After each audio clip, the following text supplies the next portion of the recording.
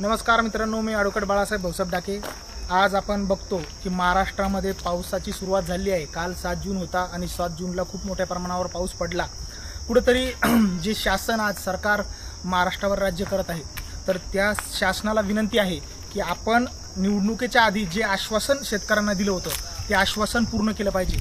शेतकऱ्यांची जी कर्जमाफी होती ती कर्जमाफी आपण आजपर्यंत केली नाही। ज्या काही महिला आहेत त्यांच्याही आजपर्यंत ज्या पगारी होत्या त्या वाढवल्या नाही। पगारीपेक्षा आज महत्त्वाचा मुद्दा म्हणजे शेतकऱ्यांसाठी आहे। शेतकऱ्यांची जी कर्जमाफी आजपर्यंत झाली नाही, त्या कर्जमाफीसाठी आपण जे आश्वासन दिलं होतं शेतकऱ्यांना ते आश्वासन कधी पूर्ण करणार आहोत, हा प्रश्न महाराष्ट्राला पडलेला आहे। आणि ही शेतकऱ्यांची कर्जमाफी आपण केली नाही तर शेतकरी आपल्यावर खूप मोठ्या प्रमाणावर नाराज राहणार आहे। म्हणून माझी आपल्याला महाराष्ट्राचे मुख्यमंत्री देवेंद्र फडणवीस असतील, उपमुख्यमंत्री अजितदादा पवार असतील आणि उपमुख्यमंत्री एकनाथ शिंदे साहेब असतील, आपल्याला पुन्हा एकदा विनंती आहे की आपण शेतकऱ्यांना जे आश्वासन कर्जमाफीचं दिलं होतं ते आपण पूर्ण केलं पाहिजे। कारण की आता शेतकरी खूप मोठ्या अडचणीमध्ये सापडले आहे। खूप मोठ्या प्रमाणावर मेमध्ये पाऊस पडत नव्हता।